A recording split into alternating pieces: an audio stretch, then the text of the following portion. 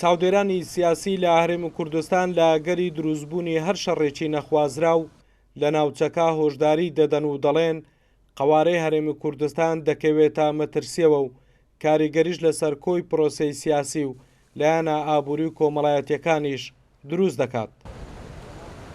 ئەوەی کە هەیە مەترسیە بۆ سەر ئەزمموی هەرێمی کوردستان بەگشتی و بۆ سەر لایەنە سیاسەکانی کوردستان بەگشتی تورکیا لە هەوڵی ئەوەدایە شەڕی کورد بە کورد بێنێتە ئاراوە کە ئەمەش لە ڕاستیدا دەچێتە خانەی خیانەتی نەتەوەی نابی هیچ هێز و لایەنێک پەنا بۆ ئەم مەسەلەیە ببە و دەبی ڕەت بکرێتەوە هەروەکو لە ڕابردوشدا زۆر لە لایەنە سیاسەکان تەحریمی شەڕی کورد کوژیان کردووە. پێویست بۆی دەکات ستۆپێک بە برادرانی پارتی بکەین و ستۆپێک بە برادرانی پاکەکەش بکەین بۆ ئەوی کوردستان زیاتر لەوەی وێرانتر نەبی.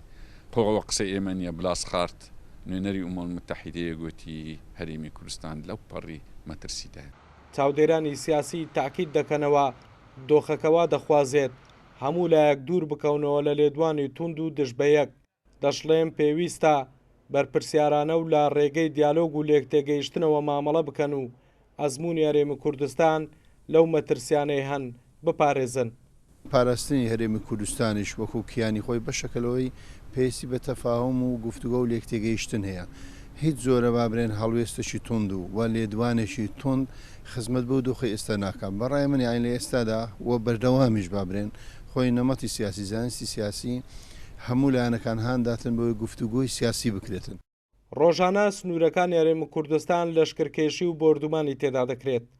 باوتەی چاودێرانی سیاسی سنوورەکانی هەرێم و ئاسایش و سەقامگیری کەوتۆتە مەترسیەوە بۆیە گرنگە لایەنە سیاسیەکان و هێزە چەکدارەکان ڕێز لە قەوارەی هەرێم بگرن و مەترسیەکان لە ناوچەکە دوور بخەنەوە.